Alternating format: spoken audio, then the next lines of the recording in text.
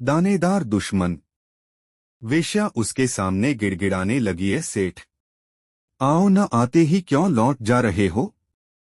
मेरे गले की कसम, मुझसे मिलते रहना। मेरी चाहत में क्या कोई कमी आ गई है? हीराचंद ने तो पीछे मुड़कर देखा ही नहीं। आज की घड़ी और कल का दिन। कांटे कान आवे शान वेश्या से उसे सख्त नफरत हो गई। उसके हृदय में रेशम की गांठ बंध गई और ऊपर से तेल के दो चार बूंद गिर गए, जो टूट भले जाए पर खुलेगी नहीं। उसने निश्चय कर लिया कि आज से वेश्या मेरी मां बहन।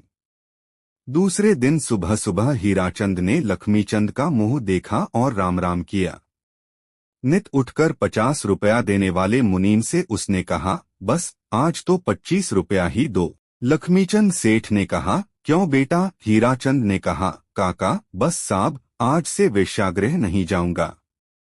मेरा भ्रम टूट गया है। अच्छी बात है भाई। ऐसा करते करते एक सप्ताह बीत गया। एक दिन लक्ष्मीचंद सेठ ने हीराचंद से कहा, भाई तुम सुबह शाम होटल में नाश्ता पानी करने जाते हो, इसके बदले एकदम दोपहर में जाओ और अंदर जाकर जरा देखना तो सही, भाई वहां किस तरह का खेल होता है। हीराचंद ने कहा, ठीक है, इसमें क्या, आज दोपहर में जाऊंगा। हीराचंद तो रोज कंदोई के यहाँ जाता और बाहर की बेंच पर बैठकर पूरी चाट पकौड़ी वगैरह खाता। कभी अंदर की ओर नहीं गया था। सेठ का कहना मानकर आज उस ओर गया। गर्मी की दहकती दोपहर। गर्मी भी ऐसी कि रहा न जाए। कामगार आटा गूंथ रहे हैं। खुले बदन से पसीना टपक रहा है, जो उसके अंदर भी गिर रहा है। मुंह से लार भी गिर जाए तो वह आटे के साथ गूंथ जाए। ये सब उसने अपनी आंखों से देखा। कभी कभी तो उसमें नाक का पानी भी गिरे। भन भन करती मक्खियां उसमें दब जाती थीं, जिन्हें वे निकाल देते थे। हीराचंद को यह देखकर घिन चढ़ गई। उसे लगा कि आज तक मैं ऐसा गंदा और मटमैला ही खाता रहा हूं। इसकी अपेक्षा घर का भोजन क्या खराब है। उसने होटल का भोजन त्याग दिया। मन ही मन निश्चय कर लिया कि आज के बाद कभी भी होटल की सीढ़ियों पर पैर नहीं रखूंगा। प्रभात वेला में हीराचंद ने लक्ष्मीचंद सेठ का मुंह देखकर राम राम किया। मुनीम 25 रुपया देने लगे तब उसने कहा कि रहने दो, अब पैसा नहीं चाहिए। लक्ष्मीचंद सेठ ने कहा, क्यों बेटा? बस होटल के नाश्ता पानी पर से अब मन उठ गया है। लो, ठीक हुआ। अब एक चोरी करने की बुरी आदत है। तो तुम ऐसा करो, राजमहल में जाओ और राजा के पलंग के नीचे पायों के नीचे लगे जड़रत्न निकाल कर ले आओ। तभी तुम्हारी चोरी और चतुराई की परीक्षा होगी। अच्छा काका, आप जैसा कहो, मेरी तरफ से कहा न है। चोरी करना तो मेरे बाएं हाथ का खेल है।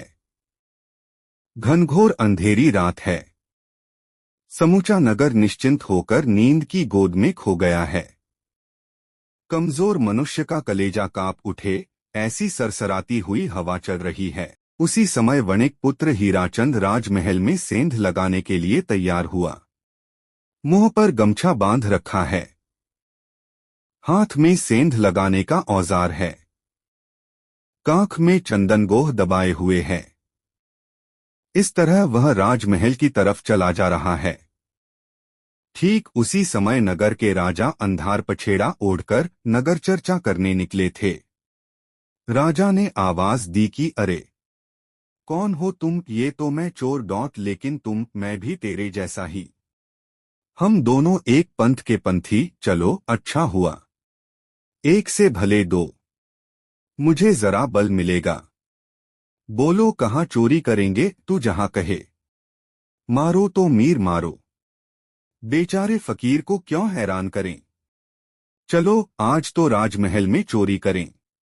चलो फिर। पिछली सीमा से होते हुए वे दोनों राजमहल की तरफ चल दिए। गढ़ के दरवाजे पर देखा तो ठंड में चौकीदार टांग बोरकर नाक के नगारे बजा रहे थे। दोनों दीवार कूदकर उस तरफ गए। हीराचंद ने राजा से कहा कि तुम बाहर ध्यान रखना, मैं राजमहल में घुस रहा हूँ। ऐसा कहकर उसने गढ़ की दीवार पर चंदनगोह डाल दिया। फिर तो देखते ही देखते किले के ऊपरी भाग पर पहुंच गया। राजमहल में पहुंचकर जगमगाते झुम्मर के उजाले में देखा तो पलंग एकदम खाली। उसे लगा कि चलो अच्छा हुआ, जिसका डर था वह टल गया।